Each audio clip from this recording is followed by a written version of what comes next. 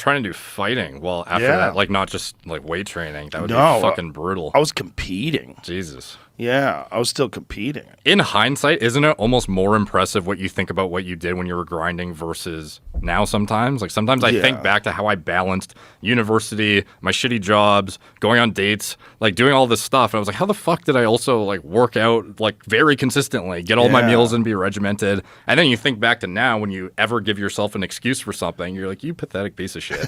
Like, remember what you used to do? You never complained back then. I know, but there's something about hunger. Yeah. There's something about the grind of want. You know, God, I want it to work out. I want to be great. I want this. I want that. And that grind of wanting something, it's like it fuels you in a way that nothing else is capable of fueling you. Yeah, that's what makes me wonder if Conor could ever make like a successful comeback, because I feel like that like level. Yeah. No, he could. He certainly could. The reason why Floyd Mayweather was still elite, even at the top of his game, I don't think you ever forget where you came from. Okay. Some people do. Some people definitely get soft. You know, that was the Marvin Hagler quote. He would say how difficult it is to run in the cold when you're waking up in silk sheets. Yeah. Yeah. But, you know, Hagler took steps to mitigate that. Hagler used to train out of Provincetown, which was on the Cape. So he would go out to the Cape Cod in the middle of the winter and run with combat boots in the fucking sand. Like, he separated from his family. He would go into like this fucking Spartan training camp. That was his way of staying hard. You know, I think Conor could still do it. The real question for me with Conor is what's going on with his leg. Yeah, he has like a titanium fucking plate in it now? Or? Yeah, his leg snapped in half. And no one, and I mean no one, in combat sports has had their leg snap in half and come back and been the same or better. Yeah.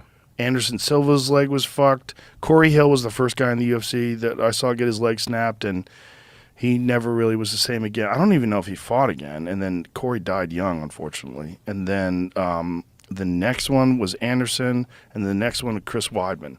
Anderson did fight again, but he was never the same again. And Chris Weidman has yet to fight.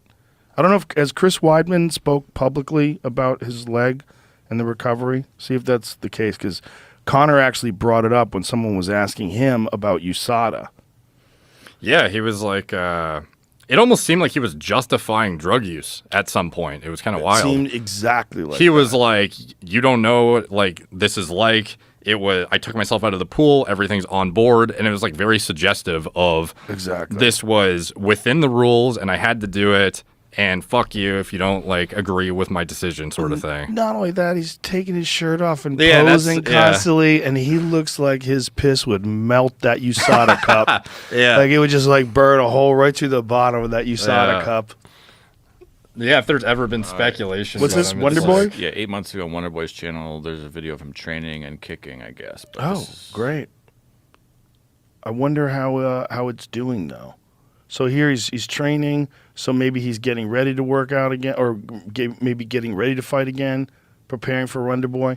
But the thing is, it's like there's a big difference between training and really being confident enough in the shin to test it, like getting kicked. So let's see he's just touching. They're touching right here. This is the kind of sparring that he's doing here. Is the kind of sparring, you know, it's called technical sparring. You're just kind of tapping each other. You're almost like playing tag.